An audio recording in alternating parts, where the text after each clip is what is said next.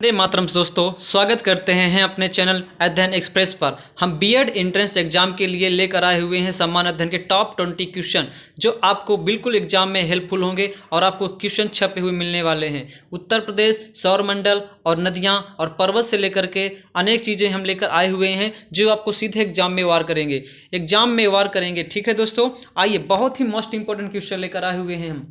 तो वीडियो को पूरा एंजॉय करिएगा और लास्ट तक देखिएगा, आपको जरूर कुछ ना कुछ सीखने को जरूर मिलेगा। चलिए मित्रों, स्वागत करते हैं आज के अपने यूट्यूब चैनल पर अध्ययन एक्सप्रेस पर। और अब हम बीएड एंट्रेंस एग्जाम के लिए बिल्कुल से जीके की सीरीज शुरू कर दिए हैं, हिंदी की सीरीज शुरू कर दिए हैं, सीटेट यूपीटेट के लिए शिक्षा मनोविज्ञान की सीरीज शुरू कर दिए हैं। तो आप वीडियो को एंजॉय करके पूरा देखिएगा और अपने मित्रों को, अपने दोस्तों को, अपने जो चाहते हैं कि दूसरे को भी इससे कुछ वीडियो से हेल्पफुल मिले उसको भी शेयर कर दीजिएगा। अपने ग्रुपों में, अपने व्हाट्सएप पर, अपने फेसबुक पर जरूर शेयर करिएगा। चलिए दोस्तों, स्वागत करते हैं।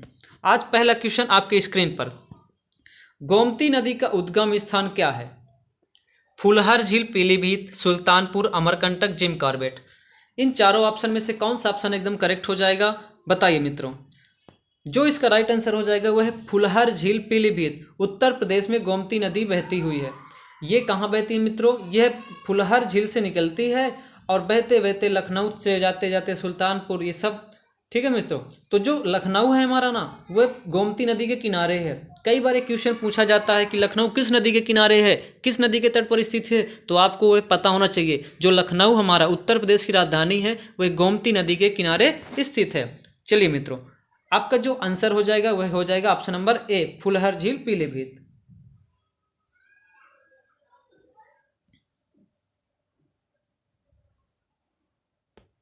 चलिए बढ़ते हैं नेक्स्ट क्वेश्चन पर।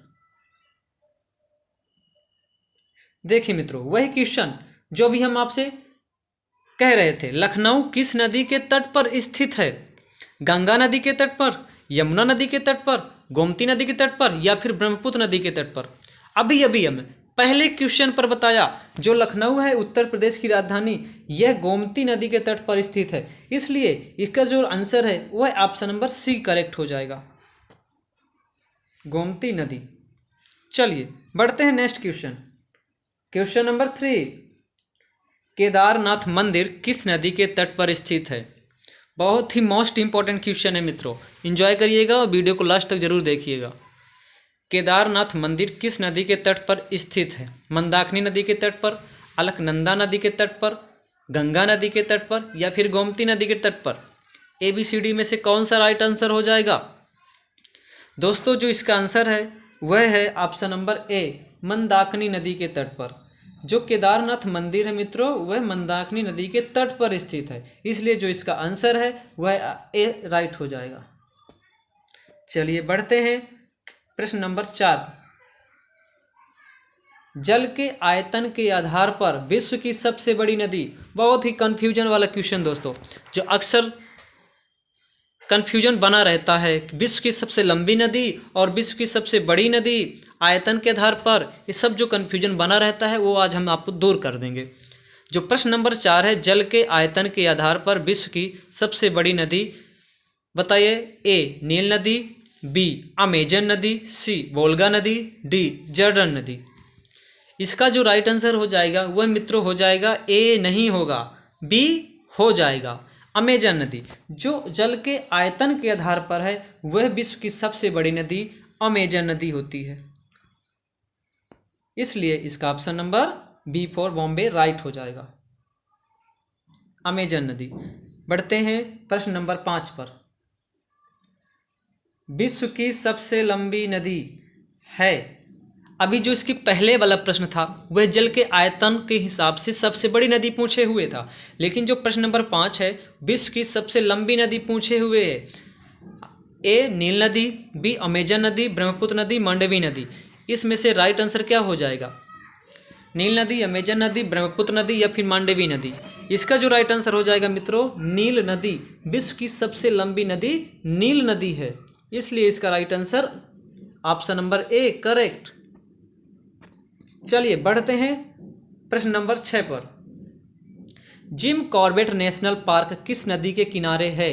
रामगंगा नदी, गोमती नदी, कर्मनासा नदी, या फिर गंगा नदी? ABCD में से कौन सा आंसर करेक्ट हो जाएगा?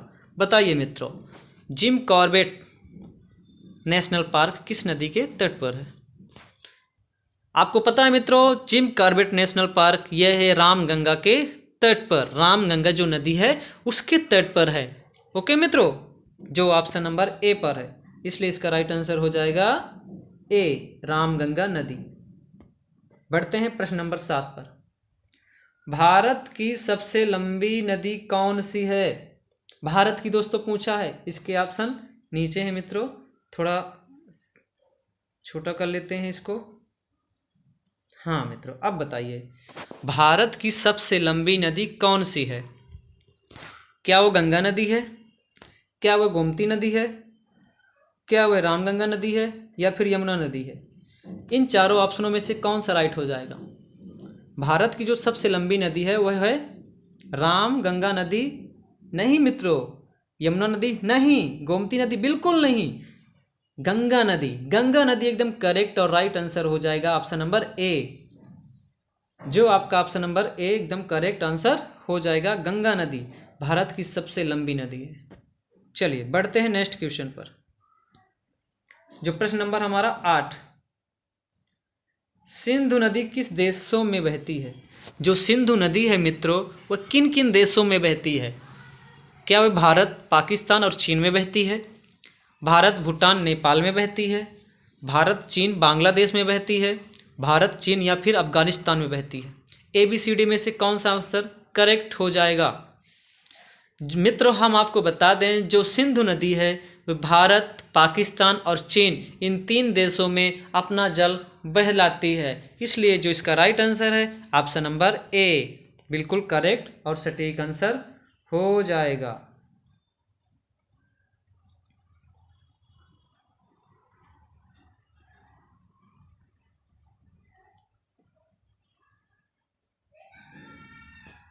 भारत, पाकिस्तान और चीन। बढ़ते हैं अगला प्रश्न 9 पर। दोस्तों इसके ऑप्शन नहीं है, ये हम 1 नाइलन में ले लिए हैं। विश्व का सबसे ऊंचा पठार, विश्व का सबसे ऊंचा पठार का क्या नाम है और इसकी ऊंचाई कितनी है? इसका स्क्रीनशॉट ले लीजिएगा दोस्तों और अपनी नोट्स पर इसको नोट कर लीजिएगा। विश्व का सबसे ऊंचा पठार का क्या नाम है? आंसर है तिब्बत का पठार। जो तिब्बत का पठार है ये सबसे ऊंचा पठार है। इसकी ऊंचाई है मित्रों 4500 मीटर। समझ में आ गया दोस्तों? चलिए बढ़ते हैं नेक्स्ट प्रश्न पर, प्रश्न नंबर 10। इसके एक ऑप्शन नीचे आ गया मित्रों, इसलिए हम इसको छोटा कर ले रहे हैं। अब बताइए, आपको पूरा दिख रहा होगा, 2 अक्षांशों के बीच की दूरी कितनी होती है? बहुत ही मोस्ट इंपॉर्टेंट क्वेश्चन जियोग्राफी का। 2 अक्षांशों के बीच की दूरी कितनी होती है? 212 किलोमीटर, 111 किलोमीटर, 435 किलोमीटर, 888 किलोमीटर। जो इसका राइट आंसर हो जाएगा ऑप्शन नंबर बी 111 किलोमीटर। हमारी जो काल्पनिक रेखाएं, अक्षांश रेखाएं ग्लोब पर, उनके बीच की 2 अक्षांशों के बीच की जो दूरी है वह है 111 किलोमीटर। ठीक दोस्तों, चलिए इसका right answer option number B. बढ़ते हैं नेक्स्ट प्रश्न, प्रश्न नंबर 11। उत्तरी गोलार्ध में सबसे बड़ा दिन किस तारीख को होता है? उत्तरी गोलार्ध में सबसे बड़ा दिन किस तारीख को होता है? 25 दिसंबर को, 21 जून को, 1 जनवरी को या फिर 2 दिसंबर को? ABCD में से कौन सा आंसर एकदम करेक्ट और सटीक हो जाएगा? हम आपको बता दें मित्रों, जो उत्तरी गोलार्ध में सबसे बड़ा दिन होता है वह होता है 21 जून को। कब होता है मित्रों? 21 जून को सबसे बड़ा दिन होता है उत्तरी गोलार्ध पर। अभी अगला प्रश्न आएगा, दक्षिणी गोलार्ध पर सबसे बड़ा दिन किस तारीख को होता है? उसका भी आंसर आप बता दीजिएगा। जो इसका करेक्ट आंसर हो जाएगा ऑप्शन नंबर बी 21 जून को सबसे बड़ा दिन होता है। बढ़ते हैं अगला प्रश्न पर। ये देखिए मित्रों, दक्षिणी गोलार्ध का सबसे बड़ा दिन किस तारीख को होता है? दक्षिणी गोलार्ध का सबसे बड़ा दिन किस तारीख को होता है? 20 दिसंबर को होता है, 21 दिसंबर को होता है, 23 दिसंबर को होता है या फिर 22 दिसंबर को होता है। ABCD में से कौन सा आंसर करेक्ट और सटीक हो जाएगा? मित्रों हम आपको बता दें, जो दक्षिणी गोलार्ध है उसमें सबसे बड़ा दिन होता है 22 दिसंबर को। कब होता है मित्रों? 22 दिसंबर को सबसे बड़ा दिन होता है। चलिए बढ़ते हैं अगले प्रश्न पर। कौन सी नदी भूमध्य रेखा को 2 बार काटती है? कांगो नदी, नील नदी, लिम्पोपो नदी या फिर कोई नहीं? कौन सी नदी भूमध्य रेखा को 2 बार काटती है? ABCD में से कौन सा आंसर करेक्ट और सटीक हो जाएगा? ऑप्शन नंबर ABCD में से। मित्रों हम आपको बता दें, जो इसका करेक्ट आंसर है वह है कांगो नदी। कांगो नदी भूमध्य रेखा को 2 बार काटती है। कितनी बार मित्रों? 2 बार काटती है, इसलिए इसका आंसर ए सही हो जाएगा। बढ़ते हैं नेक्स्ट प्रश्न 14 पर। पृथ्वी का व्यास कितना है? बताइए मित्रों, पृथ्वी का जो व्यास है वह कितना है? बहुत ही मोस्ट इम्पॉर्टेंट क्वेश्चन है मित्रों। हम चुन करके इन प्रश्नों को आज हम लाए हुए हैं आप लोग के लिए। जो बीएड एंट्रेंस और जहाँ जहाँ भी जीके जीएस आता है वहाँ ये पूछा ही जाएगा ज्योग्राफी से। तो पृथ्वी का जो व्यास है वो मित्रों क्या हो जाएगा? ABCD में से 12,800 किलोमीटर, 2100 किलोमीटर, 12,300 किलोमीटर या 360 किलोमीटर। दोस्तों हम आपको बता दें, जो पृथ्वी का व्यास है वह 12,800 किलोमीटर। कितना है मित्रों? 12,800 किलोमीटर पृथ्वी का व्यास है। आपकी स्क्रीन पर अगला प्रश्न। सूर्य का प्रकाश पृथ्वी तक पहुंचने में कितना समय लगता है? 7 minute 16 second, 8 minute 16 second, 9 minute 16 second, उपरोक्त में से कोई नहीं? ABCD में से करेक्ट आंसर क्या होगा? सूर्य का जो प्रकाश है मित्रों वो पृथ्वी तक पहुंचने में जो टाइम लगता है ना मित्रों, वह लगता है 8 मिनट 16 सेकेंड। इसलिए इसका करेक्ट आंसर हो जाएगा B, 8 मिनट 16 सेकेंड। समझ में आया मित्रों? स्क्रीनशॉट ले लीजिएगा, बहुत ही अच्छे क्वेश्चन लेकर आए हुए हैं। सब रिपीटेड क्वेश्चन है और आगे पूछने ही जाने वाले क्वेश्चन है। बीएड एंट्रेंस के लिए तो बिल्कुल मोस्ट इम्पॉर्टेंट है। चलिए नेक्स्ट क्वेश्चन 16। असम की राजधानी का क्या नाम है?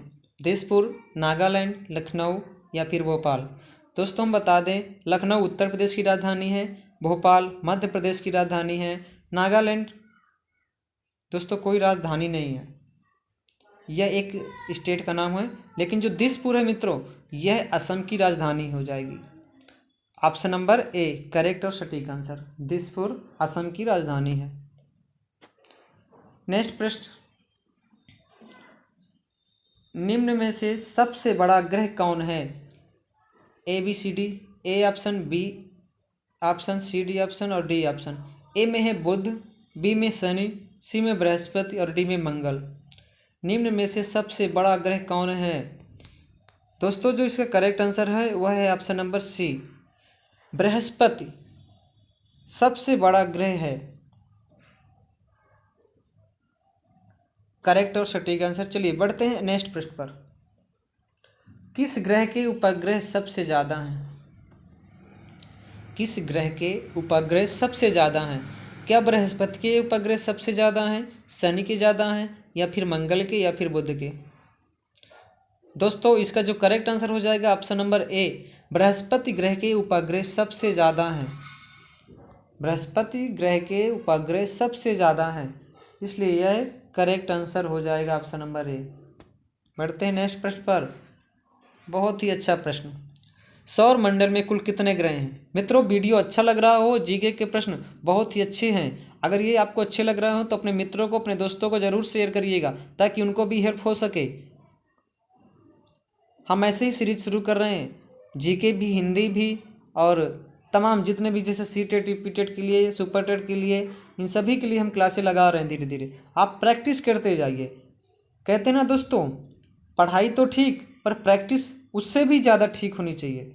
पढ़ाई तो ठीक होनी चाहिए आपकी, पर जो प्रैक्टिस है ना वो बार बार उससे भी अच्छी होनी चाहिए, क्योंकि प्रैक्टिस से हमको हर क्वेश्चन समझ में आता है कि क्वेश्चन किस तरह के एग्जाम में बनते हैं, और उन्हीं क्वेश्चन के हिसाब से हम अपनी तैयारी को आंकते हैं कि हमारी तैयारी कितनी हो गई। इसलिए प्रैक्टिस करना बहुत ही ज़रूरी है। तो प्रैक्टिस के लिए हमारे चैनल को ज़रूर सब्सक्राइब कर लीजिएगा, अध्ययन एक्सप्रेस को। सौर मंडल में कुल कितने ग्रह हैं? क्या 9 हैं, या फिर 8 हैं, या फिर 6, या फिर 5? पहले 9 थे दोस्तों, लेकिन 2006 में जो खगोलीय समिति है वह प्लूटो को अलग कर दी है, यानी 9 में से प्लूटो हट गया है। क्यों हट गया है? यह अपने जो सर्कल है उस सर्कल को छोड़ करके दूसरे के एरिया में चला जाता था, इसलिए ये जो ग्रह की विशेषताएं होती हैं उसको पूरा नहीं कर पा रहा था, इसलिए इसको ग्रह की श्रेणी से बाहर कर दिया गया है। और जो वर्तमान में ग्रह हैं वह हैं आपके 8 ग्रह। कौन कौन से? बुध, शुक्र, पृथ्वी, मंगल, बृहस्पति, शनि और अरुण, वरुण। इसके आंसर हो जाएगा ऑप्शन नंबर बी।